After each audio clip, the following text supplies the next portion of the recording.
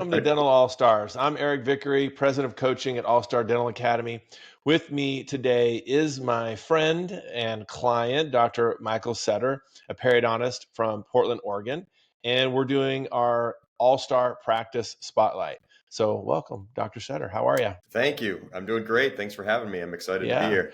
I've been asking for this for a while now to get you on here. I finally Yep. finally was able to get you and convince you and twist your arm enough. So the concept of the focus of this is you've got a very wonderful practice. I mean, your practice is just crushing it. We talk about this monthly when we review our KPI numbers, and I just find that the more we share in dentistry, the better we're going to bless dentistry and other people are going to learn from each other. And so I Yeah. thought, let's get you on here. Let's talk about what makes you guys tick, what makes you successful, what's your secret sauce, and let's see if we can help others out there who are looking for the same sort of outcome. So talk about your practice just for a minute. Just give us a Sure. 60-second overview of just where you've been, how you got here, and what your targets are, what you're hitting, whatever you're comfortable sharing. Sure. Absolutely. So I have a private practice dedicated to periodontics and dental implant surgery in Portland, Oregon. I'm a solo practitioner, and I have my practice here established since 2011.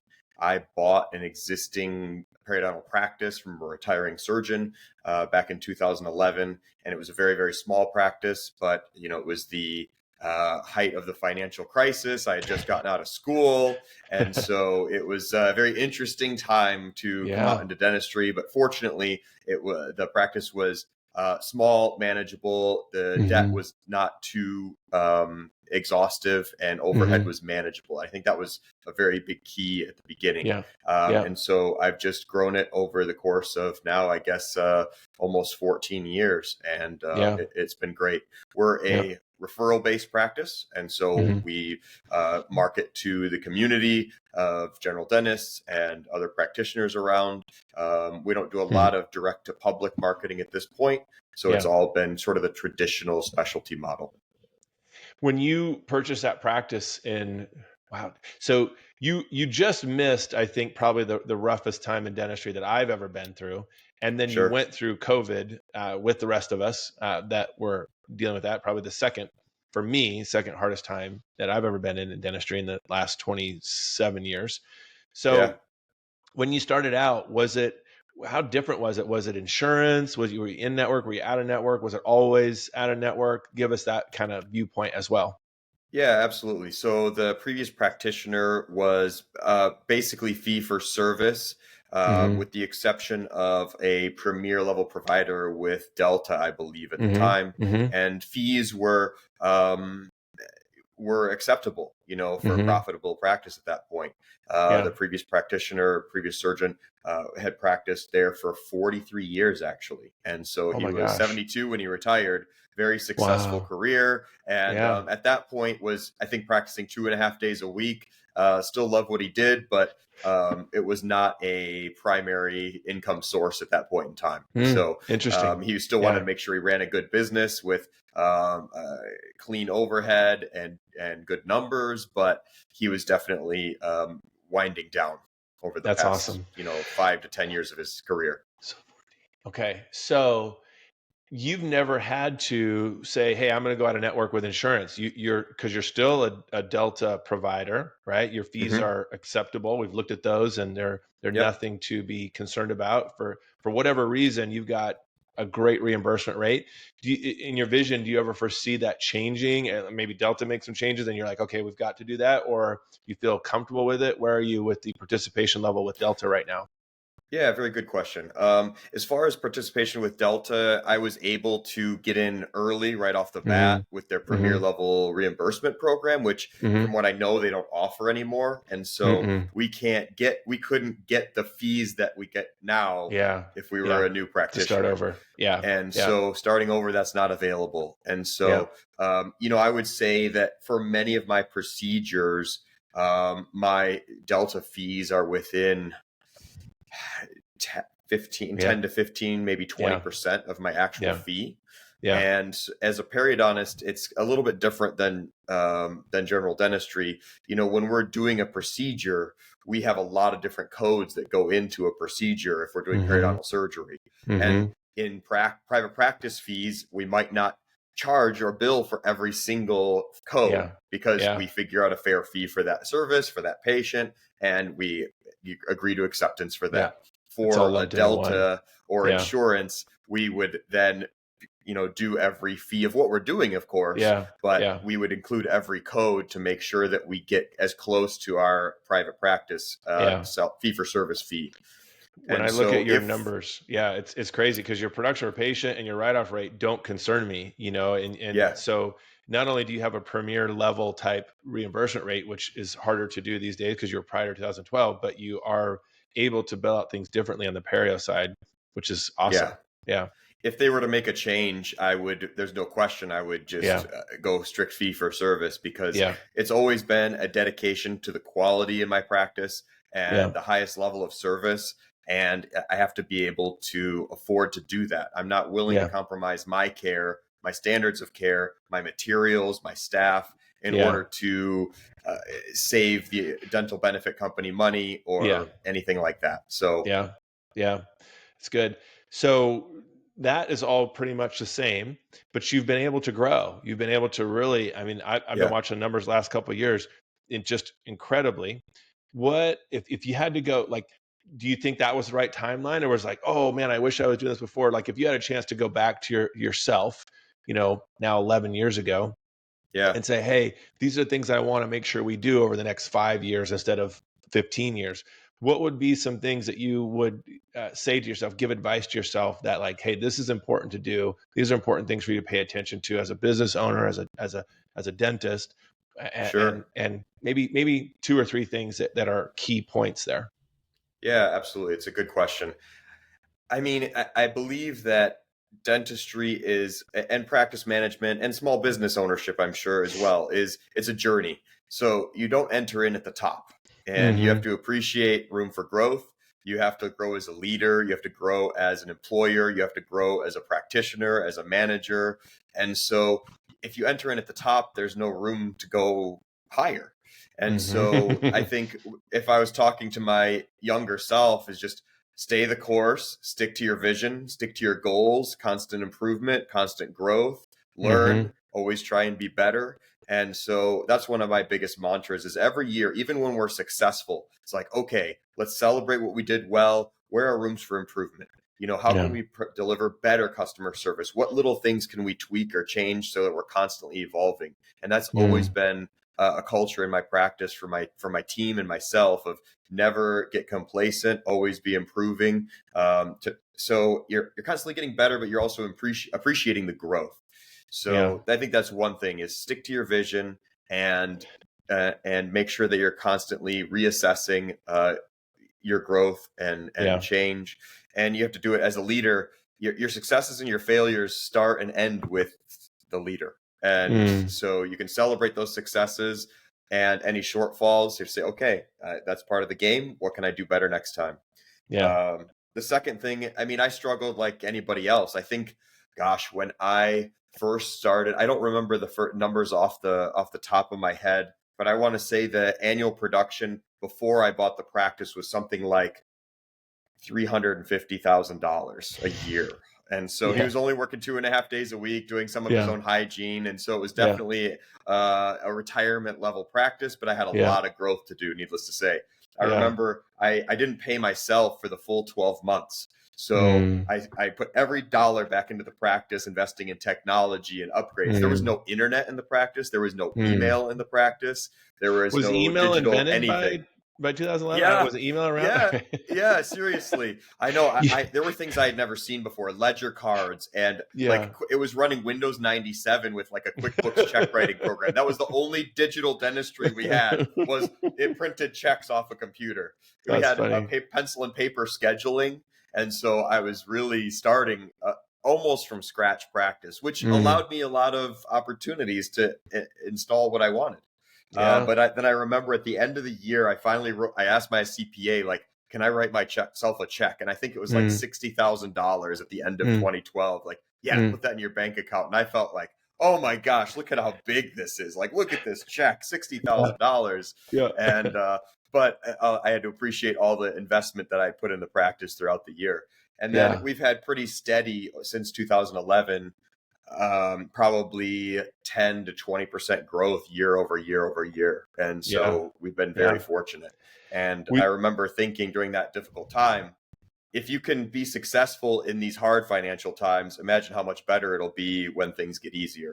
And yeah. so just keeping your focus Good there. outlook. And then, Good outlook. yeah, Yeah. the third thing was, if I would tell myself, is make sure you try and find the right team. That try and find this team that's going to support you and you support them. There's mutual respect, mutual work ethics, similar values and vision. And you have to, I know these are not revolutions in dentistry, but you have to make sure that the people you have on your team are all aligned with your vision and which direction your ship is sailing. Because they're either rowing with you or they're an anchor. And it's hard to row as a team if you have an anchor. So you got to pull the anchor up and get another rower to make sure the ship is going in the right direction. So, all right. So I just, like, someone's listening to this right now, and a couple things are happening. First yeah, of all, I want to commend you guys. You already have a successful practice. You grew at 20% last year, which is incredible. So yeah, you didn't add number of days. You didn't add another provider. yeah, You guys crushed it with case acceptance and with production per patient and getting people healthier. That's what was yep, amazing. So I'll just put a little icing on the cake there for those listening. But I got to come back to this team thing. So anchors and rowers, I love the analogy. Tell us about a time when you didn't have that with your team. What did you do specifically? Like, think about that moment where you're not wanting to drive to the office. You're like, I don't even want to go into work. I know that's not the team you have now. So, yeah, yeah. what did you do? Tell us about your process. How did you handle that? I mean, it was a challenge. There was one day that I had one of my assistants was planning to move back home and take care of some family members. It was a planned departure. We had a celebration, like a goodbye party, and then I had two assistants at the time, just myself, two assistants, one hygiene, one front desk, and that assistant left on that Thursday, and then I came to work on Monday morning, and there was a note on my desk saying I also am leaving, from my other assistant. So I got to work that day, and I had zero assistants, and so it's like, okay, that was probably a low point of my entire career. It's being like, I try and invest, I try and do the best I can for everybody, and I just felt like, what am I doing wrong? How am I failing or not succeeding, I guess, maybe not failing, but not succeeding at cultivating a team that is as invested as I am in each other and the success of the practice. And so I just went and reevaluated myself. I reevaluated the things that I find important. And I wanted to be stricter in my hiring and onboarding programs. I think over the course of time, the practice got a little bit better with team, a little bit better, a little bit better. Of course, there's always comings and goings, but always trying to seek that improvement so that if somebody leaves, that next person is going to do X plus Y. And so, and also sort of asking for help, asking other people, other practitioners, other resources like All-Star, hiring service, coaching, to try and see there are people out there that can take that load off. We can't do it all. We can't be the doctor, the business owner, the HR, the onboarding coordinator. We can't do all of that. And so, or at least as well as you want. In order to be 100% somewhere, you have to take away from somewhere else. And so being willing to ask for help and support from the community and resources out there, I think was a big thing for me. Yeah. And So now it's the best team I've ever had. So in order to have the best year I ever had, I have the best team I've ever had, and they're committed to the success of the practice and each other. And so I finally reached the mountaintop, and it probably took me, it probably took me at least 8 years of I say struggle, but just constant ups and downs in order to kind of crest get to those people. I mean, I typed out, what a great team you have right now. I mean, I met with them yesterday. You weren't there, and they are engaged in coaching. They are looking to get better. They have this ownership mentality, which I think is so hard to maybe it's really hard to teach, but you have to find that person who really has they want the equity in the practice in a way somehow. Yeah, They're not just, it's not a job. correct. It's not even a career. It's actually level 3. It's actually they're passionate about it. You can see that in their eyes. Yeah, They're leaning in on the meeting. You're not even there. And yeah, you guys email me. I don't have to ask you. You guys email me a list of your goals for 2025. I mean, I got this email yeah. from you. Just so you know, I forwarded that to all my coaches. I go, nanny, look at this office. They send me their goals. So there is a gosh, I think some people who are listening to this might feel stuck with what they've got. And so Yeah, what were you telling yourself? How did you, I know you mentioned hiring service and you mentioned coaching, but like, what were you telling yourself to like, were you feeling like, well, there's just no good people out there, there's just nobody to hire, or did you have a different mentality, or did you have a different type of search, or did you just get lucky? How did you, yeah. this ups and downs, how did you get here with the team? Because they are That's a incredible. great question. They are. They are. I'm very fortunate. You're only as strong as your weakest link, and Mm-hmm. our team is as strong, top to bottom, front to back. Everybody has equal investment, equal opportunity for growth and success. And the biggest thing that I have learned, and I was very fortunate. I grew up in a dental household. My dad was a periodontist, and so I absorbed through osmosis a lot of strategies and things Mm-hmm. as I was growing up and just seeing how he ran things. Yeah. And so I had a mentor for many, many years. Unfortunately, he passed away a number of years ago. And so, but I had a great foundation to grow from that, and that Yeah. always having those core values for the first thing. But one of the biggest things that I learned from my father and my grandfather actually was empowering your team. That they are employees only in payroll alone. They are team members. They are equally qualified to make decisions in my practice. They are equally empowered to provide extra customer care to a patient, to deliver services at no charge if that's the right thing to do. I mean, I empower them for growth, and I set the baseline of the vision, and we come up with our core values together, and just say, hey, I want to hear from all of you. And what are your ideas for 2025? How do you feel in your position? How do you feel growth? What do you want to do in 5 years in your position? What skills can I help you and support you in learning? And another resource is a book by Michael Abershoff called "It's Your Ship," and that was a really good resource for me to see. It's about the worst ship in the Navy, and he gets in charge of the worst ship in the Navy that then becomes the best ship in the history of the Navy. And Wow. so it's all about changing the culture of the ship Culture. with the same Yeah. exact sailors, the same team. They went from bottom to Yeah. beyond top. And Yeah.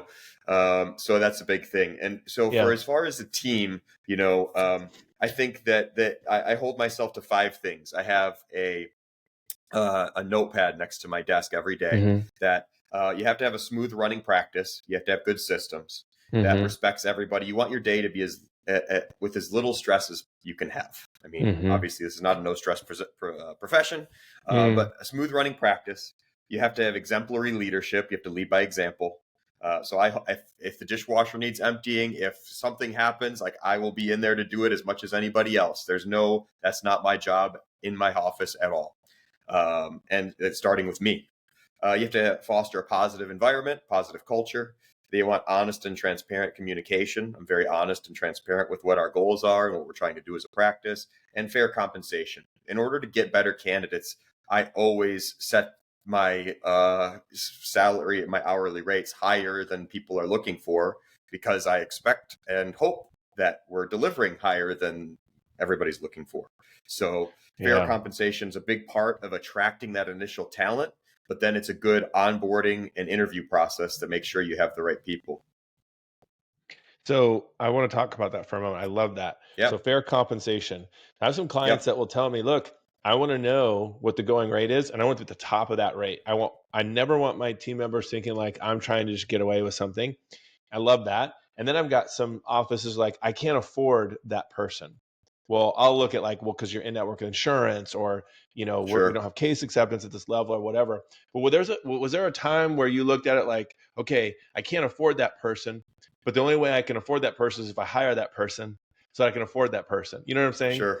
Like, Yeah, I know what you're saying. did you ever have that sort of transition, or what's your belief on that? Like, do you like, okay, I can't afford it, but I need this person to get me to that place. Has that ever been a part of your process? You're investing in the future. And Mm-hmm. so, if you're a football team Mm-hmm. and you have an opportunity to get a premier quarterback, but he's asking for the number one salary in the league, Mm-hmm. well, do you want to win a world championship? You better have Mm-hmm. the best quarterback in the league. And Yeah. so, if you're looking for a front office assistant, hygienist, you want the number one person in the league. And I've never said to myself, I can't afford that person. We will Mm. find a way to pay the best because we want to lead the pack. And so, Yeah. That's great. it's if you look at somebody might want X dollars per hour, say $40 an hour, Yeah. and the going rate is 35. Well, Mm-hmm. that's $5 per hour. Can I find $5 in an hour in my practice to improve? Mm-hmm. Mm-hmm. No, I can find probably 50 or 500, a scale of 10 or Yeah. 100. I Yeah. can find that with the right person, with a more efficient assistant. You can be at least 50% more Mm-hmm. efficient. With Yeah. the proper scheduling and training on the phone, you can bring in new patients and have more efficient schedule. I don't look at $5 an hour. That's Mm-hmm. nothing. I mean, Yeah. you can, in your efficiency, you can make that up 10x or more for So sure. so our minimum would be 4x it. So, if you're going Yeah. to give someone a raise, you're thinking, okay, 25% of our revenue is payroll. So Yeah. 4x that and go, all right, they want $2. And you're like, $2 for every team member. All right, that's $10 an hour. We got to grow at $40 an hour minimum. Can we do Yeah. that? Of course. Again, this is why you have to be growing constantly. If you're not growing, you're declining. You alluded to that earlier, and you just really are the poster child for just continuous growth, having a growth mindset, Yeah. having a champion mindset. I mean, you've had your things to go through, you've had your challenges to go We through, all have. and yeah, we got personal life to that's the same person's Yeah. walking in, bringing all those things with us. Okay, so team, obviously a huge asset. It can also Yeah. be an anchor. I think that's important to point out. Yeah. What advice would you give to somebody who says, okay, I have a 80% of my team is phenomenal, and 20, I have this anchor, I have this one person, and he or she is phenomenal X, but they continue to either make this mistake or they continue to drive everyone crazy, or I'm losing team members because of this person's attitude. What you got that I guess a bad apple, and they Yeah. say Sure. there's nobody else out there. I can't find anybody. What would Yeah. you say to that? How would you just put up with that person? Would you have the stress of Yeah. not having that person and not be able to find someone? Would you just train them? Where do Yeah. you lie? It's a good question, and it depends on what bad apple. What's the core? If the core of Mm, the person is good and their values are aligned, and you mm-hmm. can't train and change attitude, you can't Yeah, train and change motivation, you can't train and change core values. If you yeah, have those, you have clay you can mold. And so if it's a bad attitude, it's not getting along with people, bad motivation. I have had employees like that, and I've had to let them go. There's no question that attitude, that's a non-starter. And there's a famous saying, if you're not fired with enthusiasm, you will be fired with enthusiasm. yeah. I love And that one. so, yeah. And so I've always tried to hold myself, and I have held on to employees too long. And we're all guilty of that. But if you have somebody who's struggling with a skill, or maybe feeling complacent or not feeling valued, in order to get a 1x improvement in that skill, in that employee, in that team member, you'll have to put in at least 3x. You'll have to put Mm, 3x energy into that to get 1x result. And that's just, mm, I think, the nature of the situation. mm-hmm. But at interviewing, more meetings with them and say, hey, I really value his employee. It seems like, how are things going? It Mm-hmm. seems like you may be feeling less enthusiastic these days. What's going on? How can I support you? So that goes back Mm-hmm. to that honest and transparent communication. Mm-hmm. And if you show them that you're not threatening, you're in this together, you're in there to support them, hopefully they'll be in it to support you, you'll see improvement. You just have to figure out what is that spark that they need. Are they looking for a different opportunity in the practice? Maybe they want to take on a marketing role. Maybe they want to take on a social media role, or something that lights their fire. Because if you can unlock that potential, you'll have unlimited potential and you'll gain a long-term employee. I think and hope my team knows that they're not, it would be very difficult or impossible to find an office that's like ours, that they could go and find the same That's so that's huge right there. Because culture. Are you betting on yourself? Are you betting on your culture? Are you betting on Yeah, your team? Like, do people really want to be a part of you? And I'll tell doctors all the time, your culture has $1 per hour value in the rate of pay 100%. you're paying your team members. And some people have a negative $1 per hour culture. Some people Absolutely. have a huge dollar. Like, I want to work here. I know I don't get X because I work here, but Yeah. this is where I want to be. And that's something that the leader has to create. And then Yep. what if the core is not what you want? What if you're like, I know this is not a good fit. It is attitude. Yeah. Are you okay with going separate ways with an employee and being without a Yeah. team member, or are you looking while you're like, okay, I'm just going to put up with this while I'm looking for someone? How do you handle that? That's a great question. I think it would depend on the situation, Mm-hmm. but definitely I would make sure that I try and be as fair as I could to that employee Mm-hmm. about setting the reasonable expectations and a Mm-hmm. plan to work through it and say, we're Yeah. going to set a 60-day evaluation period or a 30-day Okay. evaluation period. And here's what I'm hoping we can see and achieve together.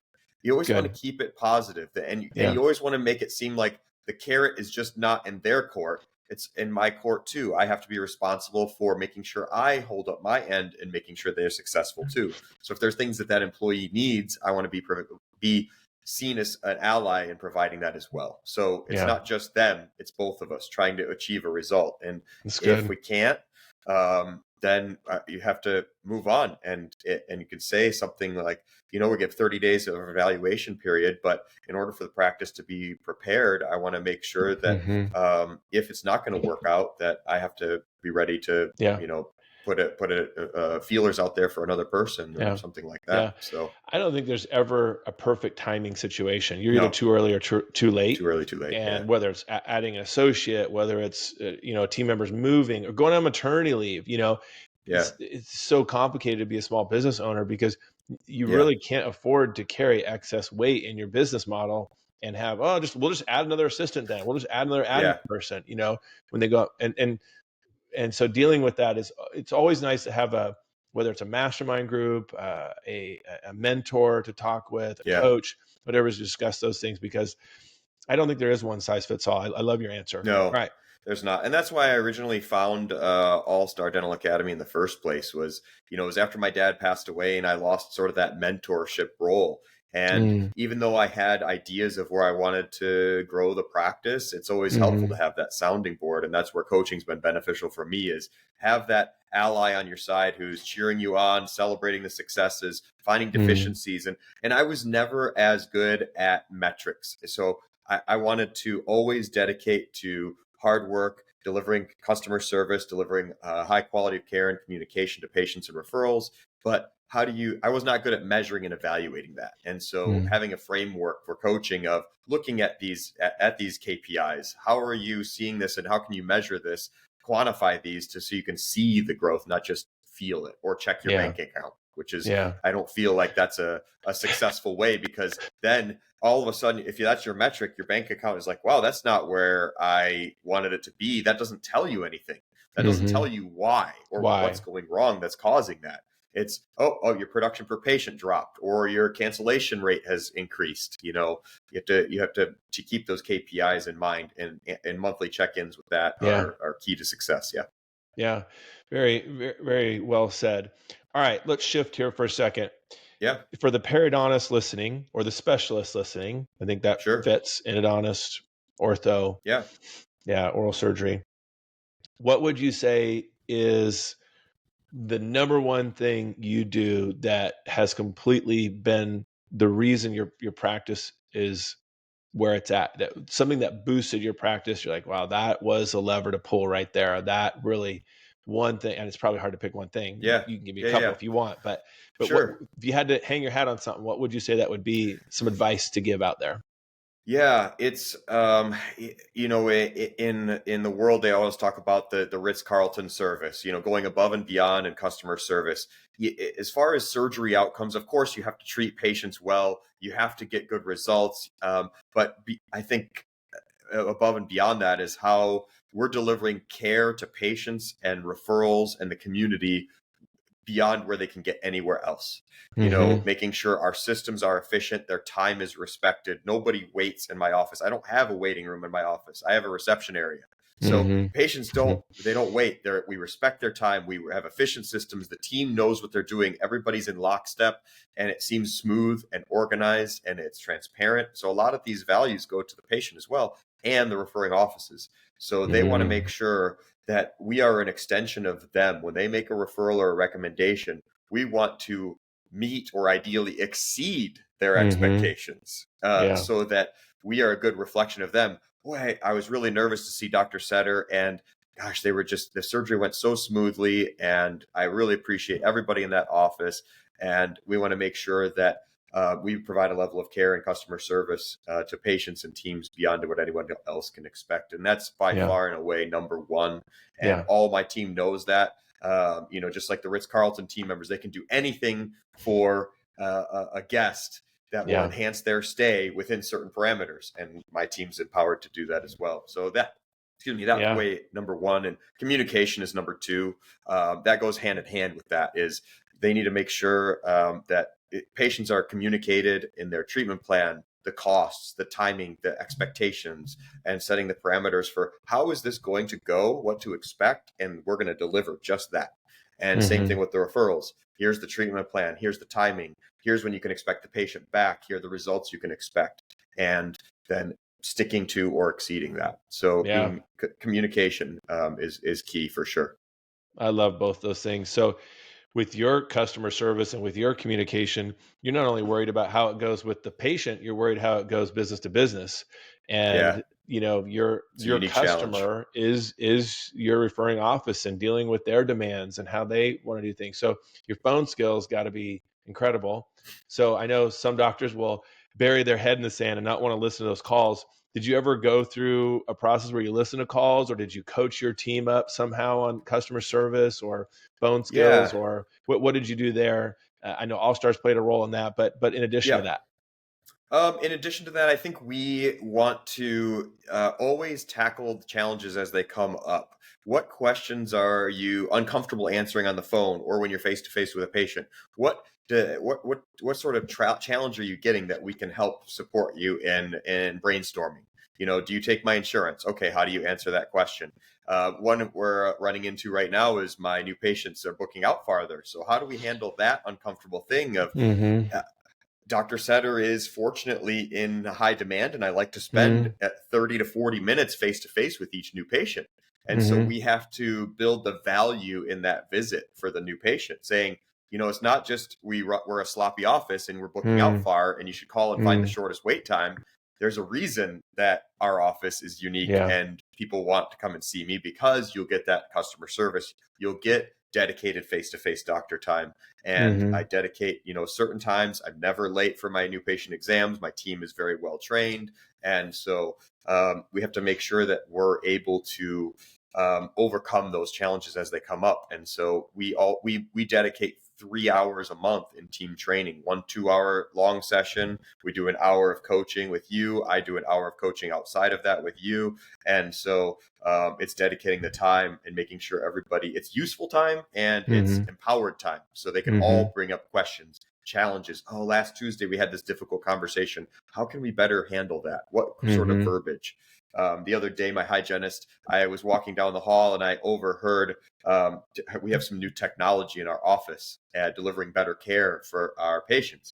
And she's like, oh, we have this new tool to use today. And in the back of my mind, I'm like, as a patient, that tool is unknown to me and could be perceived as scary. Tools are scary in a dental office. So Mm-hmm. then I met with her and said, hey, wouldn't it, what would you think if we called it technology instead of a tool? We have a new technology that we're going to implement here for your visit today. technology sounds exciting. Sounds like, wow, they're investing in things that I've never seen before. Yeah. Tools sound scary. So little tweaks like that you can Yeah. always pay attention, always head on the swivel in the office. That's So great. You took yeah, the words right out of my mouth. I literally typed out how much team meeting time are you setting aside each month? Because I'll hear from doctors all the time. I don't have time to meet and train. It's a waste of time for me to cut out yeah. production. And so would you say that, I mean, I'll tell them, 4 hours a month would be ideal, 1 hour a week, 2 hours every other week. Do you think I'm in the ballpark in suggesting like, you're not going to get there unless you're working on it?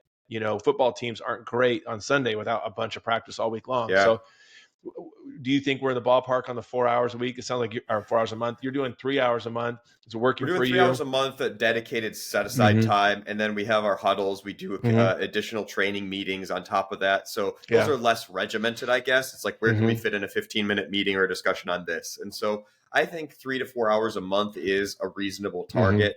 I think the biggest thing is if you have a challenge of, well, how do we do this? And the team's like, where do we do this? It's like, where do we do this? Do we want to stay a little bit extra late? Do we want to dedicate a lunch meeting per month?